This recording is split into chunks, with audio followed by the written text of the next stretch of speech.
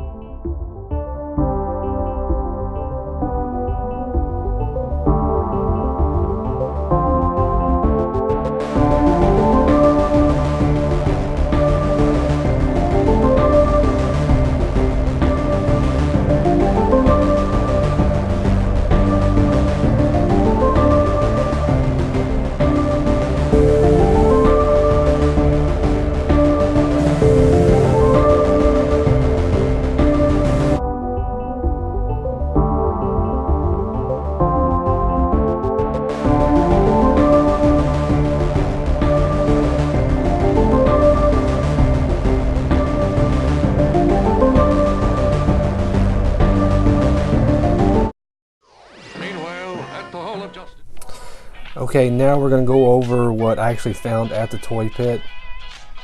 First up, the first item that I did get was the version 2 1988 Storm Shadow. They made me a deal on this one. I picked this one up for $5. This was a played with toy, but it is still, a lot of the joints are still pretty tight, and I'm okay with that. Like I said, this was one I had in my collection as a kid, and to get this one back, this was one of my favorite action figures from the Real American Heroes, line. That is my favorite toy line of all time, and this is one of my favorite action figures from that series.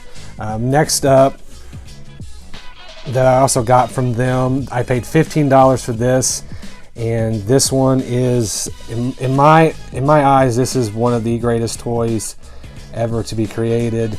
It's the Snake Eyes version 2 1985. This one is in really good condition. They made me an awesome deal on this one. To find him in this condition for $15, I mean, that's a steal. They made me an awesome deal on this, and I'm very happy and very grateful for that deal. This is probably by far my top 3 toys of all time, maybe even number 1. This was one of my favorite toys as a kid. I had this one in my collection, lost it over the years as well, so this has been one I've been trying to get for the last probably, I don't know, 5 or 6 years, but just never could pull the trigger on a good deal. So again, Toy Pit really made me a great deal on this one. Again, for $15, really can't beat it. Again, if you guys are in the Indianapolis area and you want to stop at a great toy store, the Toy Pit is definitely very knowledgeable. A lot of awesome toys, as you see in my video. Like, again, if you stop by, here's their card, and here is their information. It'll also be down in the description. But hit these guys up. They're really great, knowledgeable, like I said, great deals. A lot of inventory to choose from. They're always putting new stuff out there on Facebook and Instagram, letting everybody know. So hit these guys up. Really dope store. You won't regret going to their toy store. You will not regret it. Next up are the toys that I found at my friendly neighborhood Goodwills. First up was the 1984 Transformers board game. I picked this one up, as you can see right here, for $1.99. Very excited. I honestly could not believe that it was still on the shelves when I actually found it, and I actually found it over the weekend. Not sure if anyone else, when you go to the thrift stores on the weekends, it's very hard to find anything worthwhile. To find this toy complete on the shelves, I was just amazed. I never had this one as a kid. As you can see on the back, probably doesn't look like the greatest board game probably ever, which is probably why I never did have this one. But still, for a vintage game like Transformers, as you can see right there, I could not pass it up, especially for $2. The thing that I love the most about this board game, and I had to open up while I was in the store just to see, was the actual board itself. As you can see, the board is just amazing. This was probably my favorite thing of this whole thing. It's a replica of the original back art on most of the Transformers, the original Transformers line. I love this. To me, this is worth more than obviously $2 just by itself. If it just came with this game board, I would have been, just happy to have had that.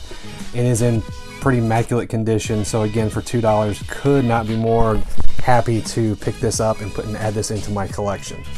On the same trip, I found this Cloak and Dagger 1984 from Ideal Board Games. This one was also $1.99.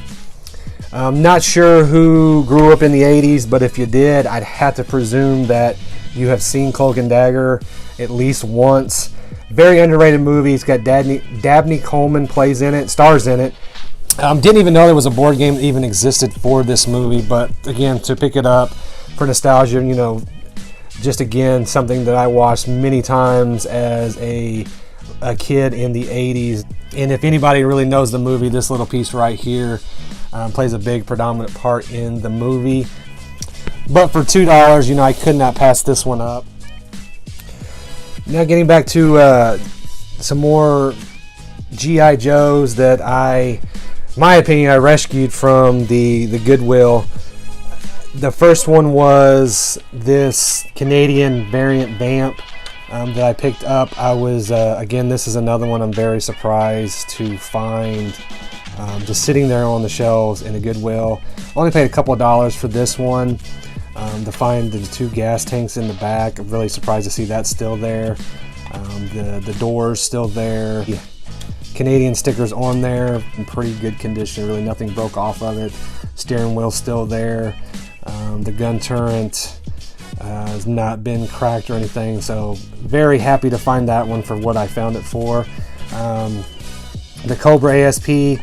This one it's for the most part is in pretty good condition. It's just missing a few pieces here and there, and the only knock on this one was the right turret. The arm looks like it's been broke off, but I only paid $1 for this one, so I'm not too distraught about it. I love finding G.I. Joe toys in the thrift. You can't beat it, especially for the price that you can find some of these toys. And then the item that I was really happy to get was this Night Force Lieutenant Falcon. I actually found this in a bag of toys for $2.99, and I honestly, I didn't even know this one even existed, to be honest with you guys. I had the one from the movie version. And I honestly did not know that they actually made a Night Force, which this was the collector fan club. So I was very happy to find, basically pick this up for $3. To find these 3 pieces in the thrift, I'm very happy again. Next up was the Teenage Mutant Ninja Turtles that I found at the Goodwill. The first one that jumps out at me is the 10-inch Donatello. This was from the 2006 line. This one did not come with any accessories, unfortunately. It's seen its better days. There's some paint scratches and things like that on it. But again, I only paid $2 for this one, so I'm not too distraught knowing that, it is a used toy, but for $2, can't beat that. On the right, I found Shredder for 99 cents. He's definitely seen better days. A lot of paint chipping off of him. And last was the Foot Soldier. He was actually the most money I paid for. I actually picked him up at a flea market. I paid $3 for him. He also has smudges of paint missing and things like that. Soldier and Shredder I never did have originally in my collection as a kid, so to pick these 2 up finally after all this time and add to my collection. Last of my pickups from the Goodwill was a 2016 Proton Pack from the Ghostbusters movie. Anytime that I can find any Proton Pack, either it be from the real Ghostbusters line or even this new line from the newest movie, I'm going to pick up, and I picked this one up surprisingly for $2.99. It is basically pretty as close as you can get to mint condition. Very nice quality. I'm very surprised considering how the movie didn't do as well. This toy line, even the female line, they did, in my opinion, did a decent job on the toys. Unfortunately, the movie just wasn't up to snuff. But I mean, this Photon Pack definitely. If you follow me on Instagram, you've seen. Please do follow me on Instagram. You would seen that I put this on a little Gizmo toy, and as you can see from the pictures, it's not a very big toy. So this was definitely designed for a little kid.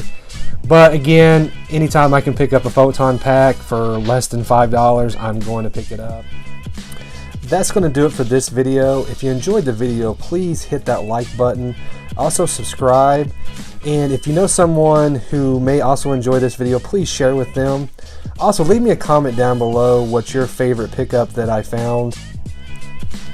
Keep the thrill of the hunt alive. And I will see you guys in the next video.